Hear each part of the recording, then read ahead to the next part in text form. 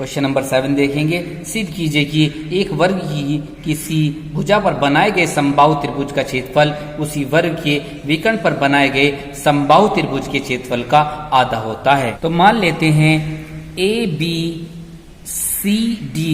एक वर्ग है और जिसकी एक भुजा DC पर एक समबाहु त्रिभुज DEC बना हुआ है, जबकि विकर्ण AC पर एक अन्य समबाहु त्रिभुज AFC बना हुआ है। सिद्ध करना है कि जो भुजा पर त्रिभुज बना हुआ है उसका क्षेत्रफल विकर्ण पर बने त्रिभुज के क्षेत्रफल का आधा है। तो दिया है वर्ग ABCD की भुजा DC तथा विकर्ण AC पर समबाहु त्रिभुज क्रम से DC पे बना हुआ है DEC व और AC में बना हुआ है AFC बने हैं।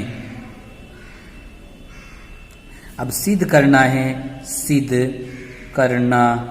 है हमें सिद्ध करना है कि एरिया त्रिभुज DEC बटे एरिया त्रिभुज AFC बराबर होगा 1/2, यानी इस त्रिभुज का जो क्षेत्रफल होगा वो इस त्रिभुज के क्षेत्रफल का आधा होगा। तो उत्पत्ति करते हैं। तो मान लेते हैं, माना वर्ग की भुजा A इकाई है, तब क्या होगा, त्रिभुज DEC की प्रत्येक भुजा A इकाई होगी, क्योंकि ये समबाहु त्रिभुज है और ये वर्ग की भुजा में बना हुआ है। जब ये A है तो ये भी A होगी, ये भी A ही होगी। अब इसकी ये विकर्ण निकाल लेते हैं वर्ग का। तो वर्ग के विकर्ण का फॉर्मूला होता है भुजा √2। तो भुजा की जगह कितना लिखेंगे, A√2 इकाई आ जाएगा, यानी ये कितनी हो गई A√2, ये भी कितनी हो जाएगी A√2, ये भी कितनी हो जाएगी A√2।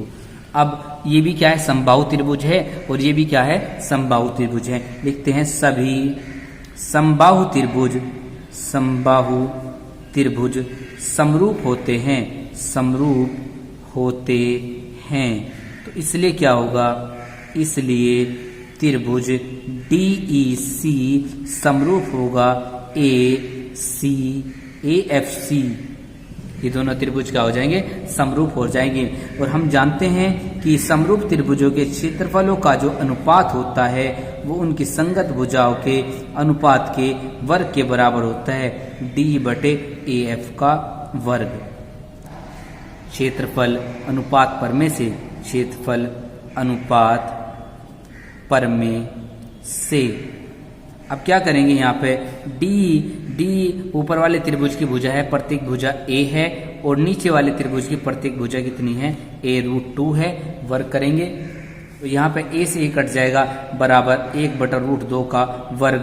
और यहाँ पे है एरिया त्रिभुज DEC बटे एरिया त्रिभुज AFC बराबर 1 का वर्ग 1 आ जाएगा और √2 का वर्ग 2 आ जाएगा। अभी भाग में इधर गुणा में ले जाएंगे तो एरिया त्रिभुज DEC बराबर 1/2 एरिया त्रिभुज AFC। यही हमें सिद्ध करना था कि जो भुजा पे त्रिभुज बना हुआ है उसका क्षेत्रफल विकर्ण पर बने त्रिभुज का क्षेत्रफल आधा होता है।